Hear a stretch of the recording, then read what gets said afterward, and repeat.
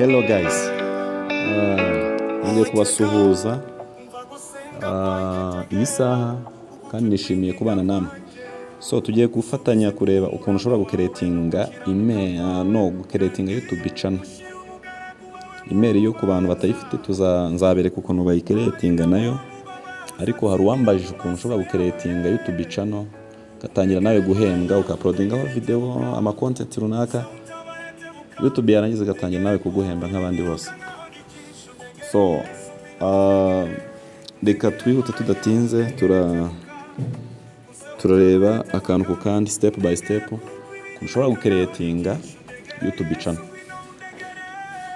Ndagusaba wowe unkurikiye kuba tayari gukurikira neza ukareba akantu ku kandi step by step ntihagire ikigucika. Urebe ino video kuva itangiye kugeza irangiye, urayirangiza uzi nawe ukuntu ushobora gukeretinga YouTube channel. So tudatinze reka dutangire. Uba ufite application, ufata telefone yawe yagize ukaba ufite application ya YouTube muri telefone yawe ukayikirika. Murimo murayibona ahangaha, dore ngiyi hano ukayikirika. So urumva first of all uba ufitemo email muri telefone yawe.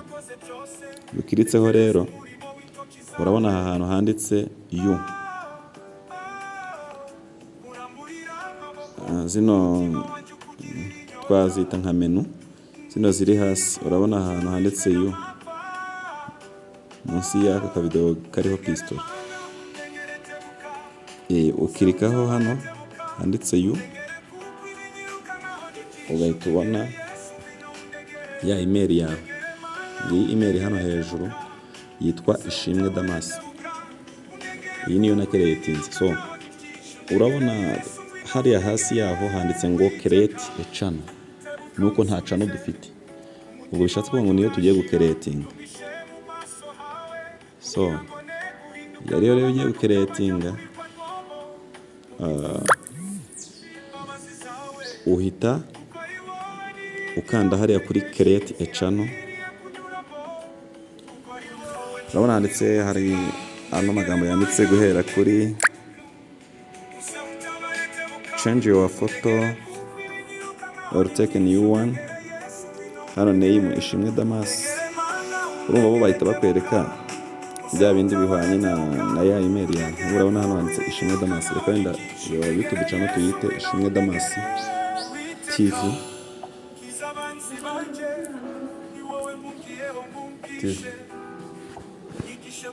So noneho ugahita usevinga,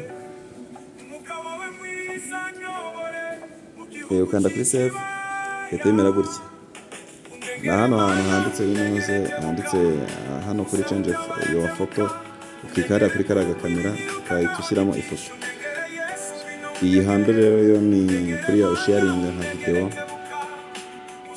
Mbese ino Ishimwe Damas TV @Ishimwe Damas TV niyo YouTube channel yawe ibiri muri link. Warangiza ukaza urabona hano hasi bavuze ngo by typing create a channel you agree to YouTube's terms of service. So uhita ukirika hano kuri create a channel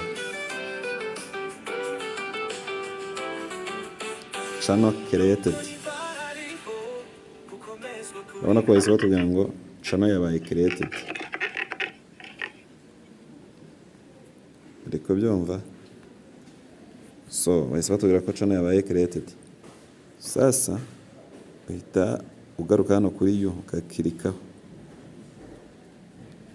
ukaza hano kuri switch account.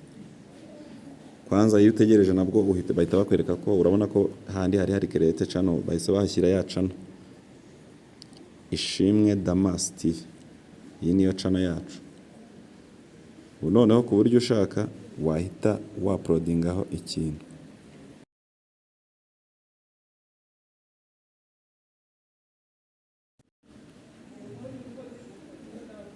Dushyireho ifoto wenda runaka.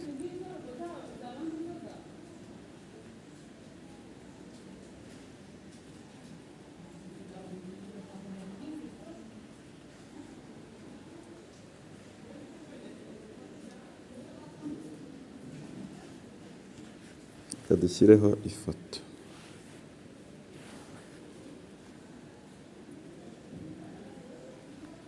For example, mbuze ifoto nshyiraho nuko ndi muri kamera na muri video, reka nshyireho ifoto.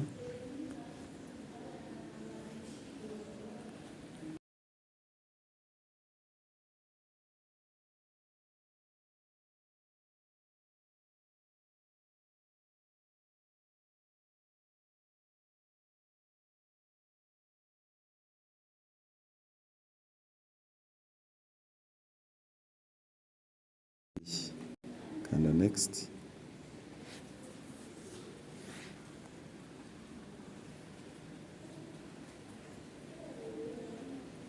Ariko iyi ngiyi wapi, reka dusubire.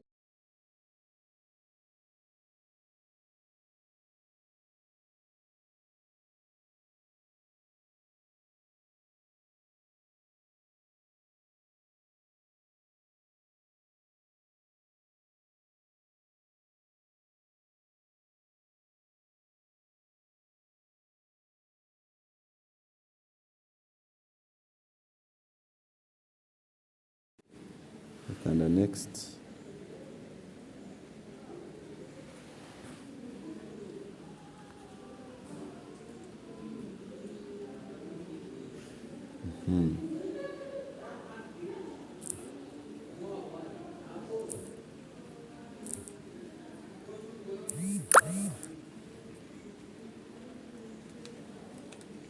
Urabona ko iyi ni nka, ariko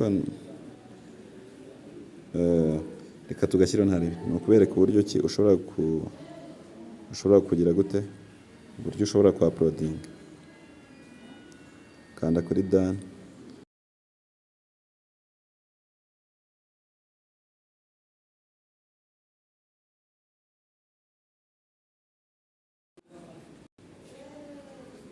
Ndabikora gutera ko mbona.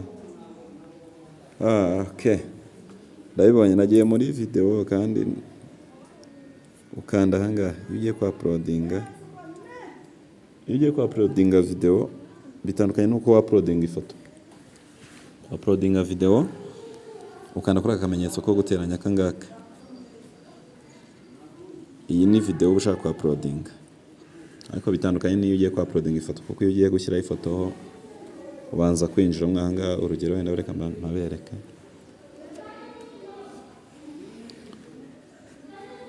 Iyi ni ya YouTube channel yacu, murayibona gutya imeze. Create a content on your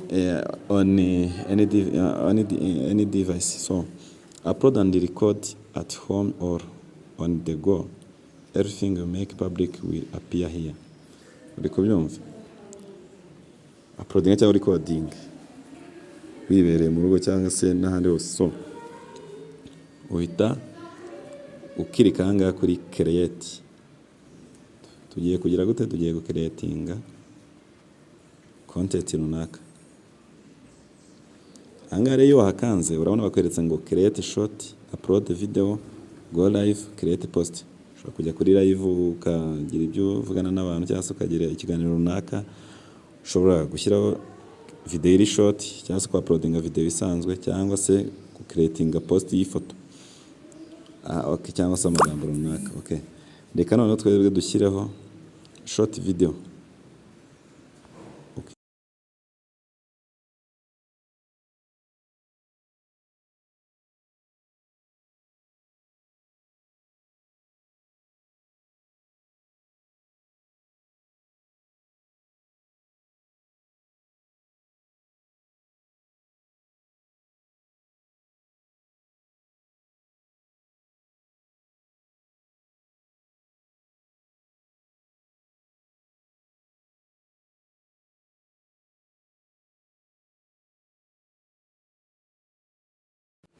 Kanda kuri next. Video urabona ko kaje.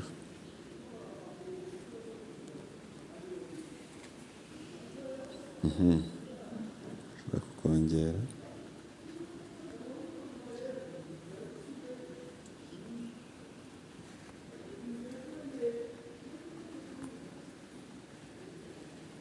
iyo urangije ukora hano kuri done.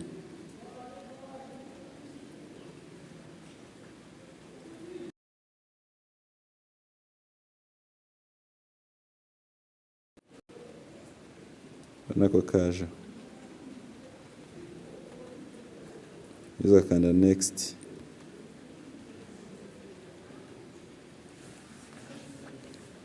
ategereza tube twumva akaririmba ariko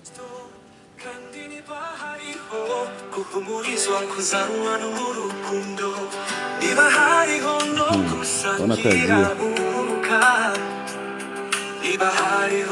akayita izina kandi ndimi zose zihamye ko Yesu Kristo ari Uwiteka, ngo Imana Data wa twese ihimbazwe.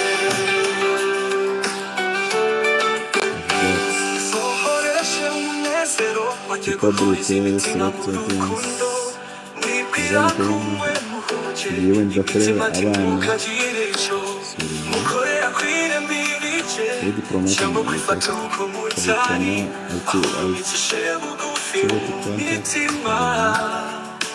Umuntu wese yibwire ko mugenzi we amuruta, kandi indimi zose zihamye ko Yesu Kristo ari Uwiteka, ngo Imana Data wa twese ihimbazwe. urabona ko iri mu gerageza kuri 52 gusa ukazirikane n'abandi, ugire wa mutima wari muri Kristo Yesu.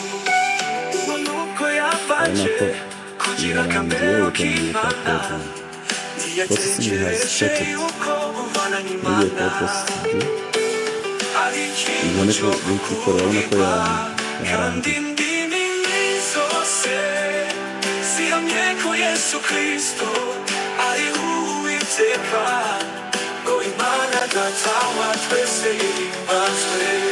Yes, this video is ready to be watched. Niba nawe akamero k'umugaragu w'imbata, agira ishusho y'umuntu kandi amaze kuboneka afite ishusho y'umuntu. iyi ni ya video yacu, muri kuyibona. So ngayo nguko, uku niko ushobora gukeretinga YouTube channel ukauploadingaho n'indirimbo, aho ugatangira kurya ku mafaranga nk'abandi bose. Ciao ciao, turi kumwe. Mwibutsa gukora subscribe wowe utarayikora, kandi ugize ikindi kibazo wambwira muri comment, nta kibazo. Ndabakunda cyane.